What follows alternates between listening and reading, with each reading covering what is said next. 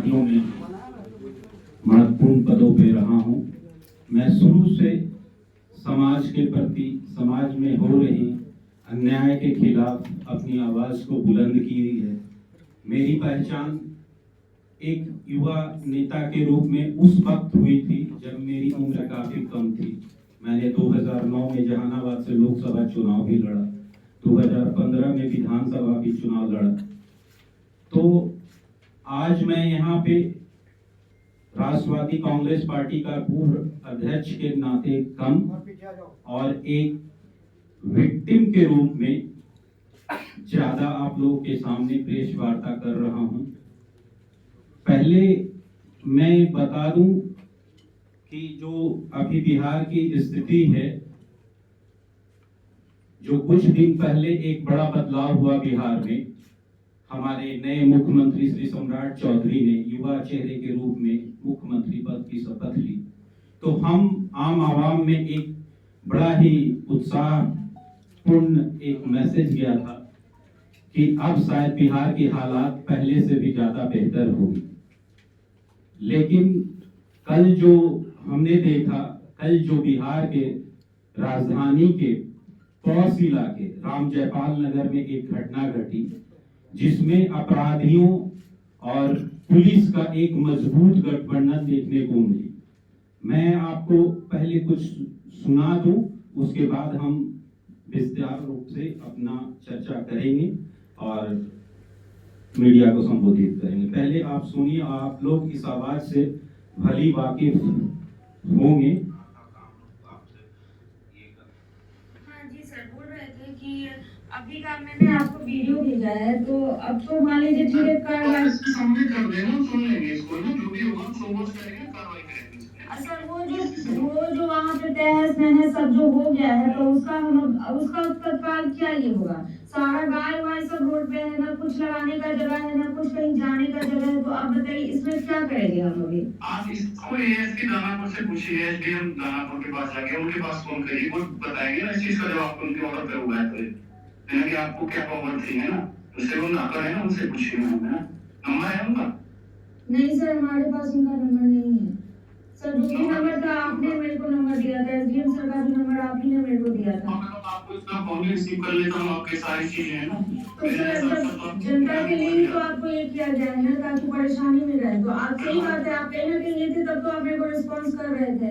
हम लाइव आपको सारा कुछ बता रहे थे। कुछ करता ही नहीं है ना। आप लिखिए 90318 90318 25841 25841।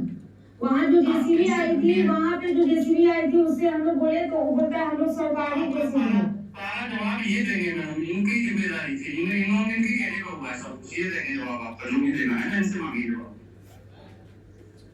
बाकी का हमसे क्या है, हम वही पदाधिकारी हैं, तो हम कार्रवाई करेंगे। इन लोगों के जो कहने को हुआ है, तो हमें आप आवेदन दीजिए, तो आज ही ऑफिस में हम कार्रवाई के लिए लिखेंगे, ठीक है? जी हाँ, बस हमारे कहने पे नहीं हुआ है, जो आप हमसे बार बार जवाब मांग रहे हो।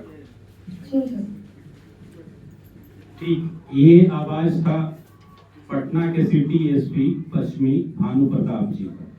इन्होंने साफ साफ कहा कि ये जो कार्रवाई हुई बुलडोजिंग का, जो बुलडोज किया गया, लगातार 8 घंटे तक राजधानी के पौष इलाके में एक 2 मंजिला इमारत को 2-2 जेसीबी के सहारे, वो पूरी तरह से दानापुर के एएसपी शिवम धाकड़ के कहने पे हुई, उसके आदेश पे हुई, रूपसपुर थाना के एसएचओ के द्वारा हुआ। वहाँ के पुलिसकर्मी, वहाँ के 2 और एसआई नागेंद्र चौधरी, एसआई मनोज झा और एसआई नीतू कुमारी के द्वारा पूरी तरह से प्रायोजित थी। और उन्होंने बलपूर्वक वहाँ पीड़ित पक्षों को धमकाया, उन्हें जबरन मारते पीटते रॉड से मारा और मारते हुए थाने लेकर के गया। उसे थाने में 8 घंटे तक बंद रखा गया, जब तक कि पूरी सच्चाई और पूरी जमीन, वहाँ जमीन, पूरी इमारत जमींदोज ना होगी। तो अब मैं आपको दूसरा एक रिकॉर्डिंग सुनाता हूँ जो शिवम धाकड़ का है। उसका क्या कहना है? वो यही कहता है कि मैं ही कानून को चलाता हूँ, कोर्ट कचहरी कुछ नहीं। कोर्ट कचहरी को मैं नहीं मानता और वो कोर्ट कचहरी के लंबित मामलों का फैसला चंद मिनट में कर देता है, लेकिन इसके एवज में उन्होंने अपराधियों के साथ एक मोटी डील की थी, एक लंबी चौड़ी रकम खाई है। और इस आवाज और इस वीडियो से आप खुद समझ सकते हैं, आप पत्रकार बंधु आज नहीं, बहुत सालों से पत्रकारिता करते आ रहे हैं, प्रिंट मीडिया के लोग, इलेक्ट्रॉनिक मीडिया के लोग, आपको लोगों का चाल चरित समझने में देर नहीं लगती है। अब मैं आपको शिवम धाकड़ का ये आवाज सुनाता हूँ। बोल रहे हैं जी, वो जमीन हमारे नाम पे है, कागज तो सारा कोर्ट में सबमिट है, आपके पास भी कागज गया हुआ है। अच्छा जी, आपके पास रसीद कटने से जमीन किसी का हो जाता है? जब कोर्ट में केस चल रहा है, बिजली कनेक्शन हमारे नाम से है, ये तोड़वाने से पहले ना आप कागज मांगते हैं। ठीक है, आप ही करवाए, आप ही का नाम तो आ रहा है, बड़ी पुलिस पदाधिकारी से लेके सबका कहना है कि आप ही ने करवाया है, ऑन रिकॉर्ड है। अब वो बोल ही नहीं है औरत, कि हमको शिवम धाकड़ कर दीजिए। हाँ, तो मेरी भी तो जमीन है, हम उससे पहले ऑन रिकॉर्ड 56 लाख रुपया देके कोर्ट में हम केस किए हुए हैं, कोर्ट से बढ़ के क्या कोई पुलिस पदाधिकारी है? तो आपके आदेश पे हुआ है सर, और ऑन रिकॉर्ड सारा है कि आप ही के आदेश पे हुआ है। एसएचओ रूपसपुर कहना है कि आप ही के आदेश पे हुआ है। कैसे आपका आदेश नहीं है सर? वो लेडी वहाँ सबको बोल रही है, एसएचओ भी बोल रहा है कि आप ही के आदेश पे हुआ है। कैसी उसकी जमीन? वो जमीन तो मेरी भी है, इसलिए तो मैं कोर्ट में केस कर रही हूँ, वो तो कोर्ट डिसाइड करेगा ना।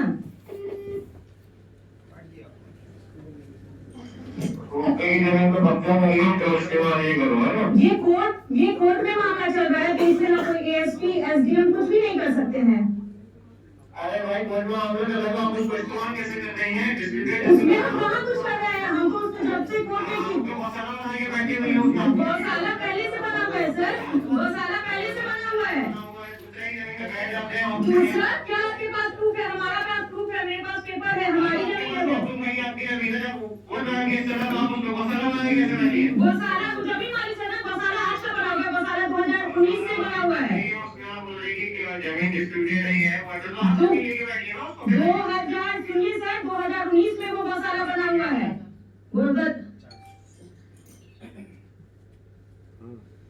देखिए, इस तरह जब शिवम धाकड़ फंसते नजर आते हैं तो उन्होंने फोन काट दिया।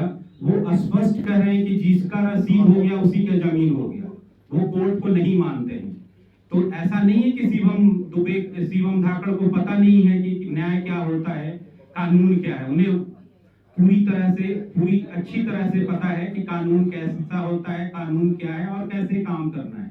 लेकिन चूंकि उनका मुंह बंद हो चुका है, वो खुद पार्टी बन गए हैं और उसके एवज में उन्होंने एक मोटी डील की है। ऐसा नहीं कि ये पहली बार हुआ है, इससे पहले 2 बार और भी इस तरह का काम किया गया था, लेकिन वो अपने मंसूबे में सफल नहीं हुए थे। मीडिया समय पे पहुंच गई थी और वो मकान तोड़ा नहीं जा सका था। एक बार इन्होंने कुछ मकान पहले भी तोड़वाने का प्रयास किया था, थोड़ा ये लोग बुलडोजर चलाने का प्रयास किए थे, बुलडोजर चलाया भी था, उस पे एफआईआर भी हुआ था। एक यहीं के बिहार के डीआईजी थे, उनके निर्देश पे, लॉ एंड ऑर्डर डीआईजी के निर्देश पे एफआईआर भी हुआ था। और वही महिला जिस पे एफआईआर हुआ, वही बैठ करके लगभग 100 गुंडों के साथ जो वैध अवैध हथियार, बड़ी बड़ी राइफल लेकर करके पटना में घूम रहे थे बीच शहर में। आज सम्राट चौधरी जी योगी जी का मॉडल लागू कर रहे हैं बिहार में, बुलडोजर चलाने का। लेकिन शायद वो भूल रहे हैं कि अगर इन्होंने लगाम नहीं लगाया तो ये बुलडोजर योगी स्टाइल में नहीं चलेगा। यहाँ पे पीड़ित के ऊपर बुलडोजर चलेगा, यहाँ पे अपराधियों पे बुलडोजर नहीं चलेगा। और सच में ऐसा लगता था कि पहले सुपारी क्रिमिनल लेता था, लेकिन अब सुपारी क्रिमिनल और पुलिस दोनों मिल करके ले रही है। बिहार की पुलिस बिल्कुल ही बेलगाम हो चुकी है। टाइटल सूट चल रही जमीन पे जो न्यायालय में मामला लंबित है, उसे 9 बजे सुबह से लेकर के 2 बुलडोजर, सैकड़ों अपराधी और लगभग 2 दर्जन से ज्यादा पुलिसकर्मी आते हैं। वो इमारत के पास जाते हैं और वहां से उस घर में रह रही महिला को, वहां 2 विद्यार्थी को जबरन मारते हुए उठाकर पुलिस थाने में लेकर जाती है। उन्हें शाम 5 बजे तक रखती है और तब तक यहाँ पूरी तरह से मकान को तोड़ दिया जाता है जबरदस्ती। तो आज भी अभी भी मलबा बिल्कुल बिखरा हुआ है। वहाँ 12-14 गायें थी, 2 गायों को डकैती कर करके अच्छी नस्ल का गिर गाय को लेकर के वो लोग अपराधी कौन लेके गए इसका कोई अता पता नहीं। एक गाय का बच्चा वहीं दम तोड़ देता है, उस पे पत्थर गिरता है। तो इस तरह का अन्याय किया गया, बर्बरतापूर्ण कार्रवाई की गई। हमारे लोग, मैंने भी कई बार एसपी से जब इसकी बात की शिकायत की तो उन्होंने कहा कि ऊपर से आदेश है। शिवम धाकड़ का कहना है कि उसको कोर्ट से आदेश मिला है। शिवम धाकड़ एसडीएम का नाम ले रहे थे कि उनका आदेश है। जब एसडीएम साहब से पूछा गया तो उन्होंने कहा कि नहीं, मैंने कोई आदेश नहीं दिया है, ये बिल्कुल गलत है। ये सारा काम शिवम धाकड़ और एसएचओ मिल करके किया है। आप लिखित आवेदन दीजिए, मैं कार्रवाई की अनुशंसा करूंगा और एसएचओ सहित जितने भी पुलिसकर्मी, SI Manoj Jha, SI Nagendra Chaudhary, SI Neetu Kumari सहित शशि भूषण जो थाने का एसएचओ है उस पे कार्रवाई करूंगा। और हैरान करने वाली बात यह है कि कल सुबह 9 बजे से एसएचओ ने एक बार भी फोन नहीं उठाया। जब भी फोन किया गया तो वो नीतू कुमारी को फोन दिया, नीतू कुमारी फोन उठाती है, वो खुद नहीं बात करता है और लास्ट में कहता है कि ये शिवम धाकड़ साहब का आदेश था। तो मैं ये आप मीडिया के माध्यम से अपनी मांग को रखता हूं कि क्या बिहार में इसी तरह का न्याय होगा? बिहार में क्या यही बुलडोजिंग सिस्टम चलता रहेगा? अगर हमारे जैसे लोगों का ये हाल है तो आम नागरिक का क्या हाल होगा? मैं बताऊं, मेरे ऊपर इस मकान को तोड़ने के लिए, इस मकान को कब्जा करने के लिए लगभग सैकड़ों मुकदमा किया गया रूपसपुर थाना के द्वारा। आप जाइए रूपसपुर थाना में, मेरा और मेरे परिवार के खिलाफ कोई भी आवेदन दीजिए, बिना कोई सिर पैर का, बिना कोई सबूत का। आप कहेंगे कि उदय सम्राट के पास मेरा 1 करोड़ रुपया है, बिल्डिंग के लिए लिया था, बिना कोई कागज का, बिना कोई सबूत का, बिना कोई ट्रांजैक्शन का, वो मेरे खिलाफ केस दर्ज कर देगा। अगर आपको यकीन नहीं है, मेरे बातों पे विश्वास नहीं है, तो आप जा सकते हैं, एक आवेदन लेकर के जाइए कि उदय सम्राट के परिवार के खिलाफ, उदय सम्राट के ऊपर मुकदमा करना है। वो लोग बड़ा आसानी से कोई भी मुकदमा ले लेगा। अब मैं आपको और भी कुछ चीजें दिखा रहा हूँ। ये देखिए रूपसपुर थाने का, ये पुलिस का है। कितने तादाद में ये लोग हैं, कितने तादाद में, और एक इस तरह का नहीं है वीडियो, लगभग दर्जनों वीडियो बनाया गया है, पूरा डीवीआर में रिकॉर्डिंग है इन लोगों का करतूत, किस तरह से बच्चों को मार रहे हैं, किस तरह से महिला को उठा करके जबरन ले जा रहे हैं। ये और सीधी मतलब है बात कि ये प्रशासन की मोटी डील हुई है अपराधियों के साथ। और जो महिला अरुंधति देवी, जो महिला डिम्पी सिंह, जो उसका पति निशिकांत सिंह, जो उसका बेटा ये सम्मान वर्धन सहित जो सैकड़ों लोग थे वहां पे, सब कुछ न कुछ हथियार लिए हुए थे। सबके हाथ में, सबके कमर में कुछ न कुछ था, कुछ अवैध पिस्टल लिए हुए थे, कुछ बड़े राइफल के साथ थे। लेकिन पुलिस कुछ नहीं कर रही थी, पुलिस उनके साथ मिलकर चाय नाश्ता कर रही थी और 5 बजे तक बेखौफ होकर इन्होंने बुलडोजिंग का काम किया। ये 2 मंजिला पक्का इमारत था, 2 इकट्ठे में बना हुआ मकान है, ये कोई छोटा मोटा मकान नहीं था। और मैं अब यही कहूंगा कि आप तमाम मीडिया के भाई लोग, तमाम मीडिया के साथी लोग इस आवाज को उठाइए। ये आवाज मेरी नहीं है, आज ये मेरे साथ हुआ है, कल आपके साथ हो सकता है, परसों किन्हीं और के साथ हो सकता है। तो अगर इस बिहार में रहना है तो या तो पुलिस को उनको चढ़ावा देते रहिए, उनको रिश्वत दीजिए, उनको खुश रखिए, वरना आप भी इसी तरह से तोड़ दिए जाओगे, आपकी आवाज को दबा दी जाएगी। तो मैं अंत में यही कहूंगा कि बिहार के मुख्यमंत्री जी, आप युवा हैं, आपसे बिहार के लोग हम सभी लोग एक बेहतर बिहार की कल्पना कर रहे हैं। आपके ऊपर हमारी उम्मीदें टिकी हैं। जब तक आप हैं, सत्ता किसी की बकौती नहीं है, सत्ता आज है।